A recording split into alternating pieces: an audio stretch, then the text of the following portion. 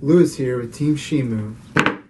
I am your host, and today we'll be discussing the economic effects of nuclear energy in Japan. To start, it all began in 1954 with Japan's nuclear research program. This program had a budget of 230 million yen, and so by the mid-1960s, Japan built its first nuclear reactor.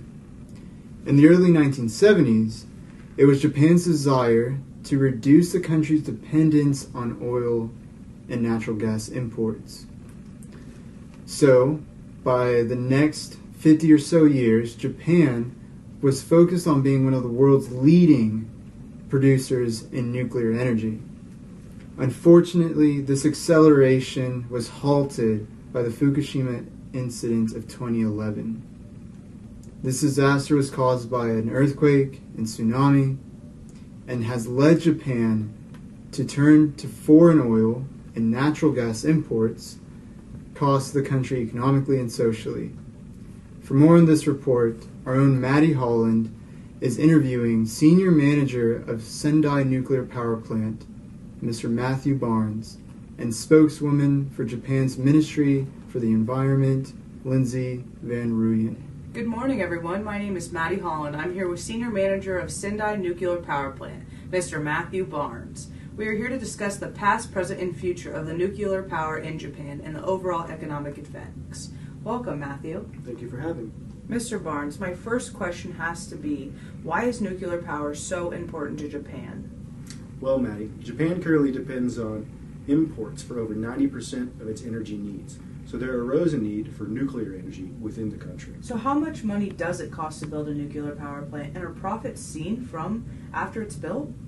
Well, it cost about $37 million to build one power plant. The profits that come from nuclear power plants originate from recycled energy. Another benefit of this is that there are no CO2 emissions, no greenhouse gases. How much electricity is produced by Japan's nuclear power plants? Well, Maddie, actually roughly 30 to 40% of all of the energy in Japan is generated through the nuclear systems. This decreases the imports that we have every year for energy sources. All right. So last week, me and Mr. Barnes took a tour of Fukushima Island. It was a nuclear disaster that happened in 2011. Currently, there are some containers holding radioactive sludge. About how many are those, and what are your plans to destroy those? Well, Maddie, there are roughly 3,500 containers that we have now. We're experimenting with different ways to get rid of or store the sludge itself. We're mixing it with cement and iron, storing it in barrels, and attempting to find other places to store those. Now Mr. Barnes is going to take us on an inside look of his lab. Hi, I'm Matthew Barnes. Here we are at the Sendai Nuclear Power Plant. Let me show you around for a second. Here we have some of our research hoods where we do lots of science. Thank you for having us today, Matthew. We enjoyed your inside look of Japan's nuclear energy. Well, I'm glad you enjoyed yourself. Hi guys, welcome back. I'd like to welcome Lindsay Van Ruyen. She is a spokeswoman for Japan's Ministry of the Environment. Welcome. Hi, thank you for having me.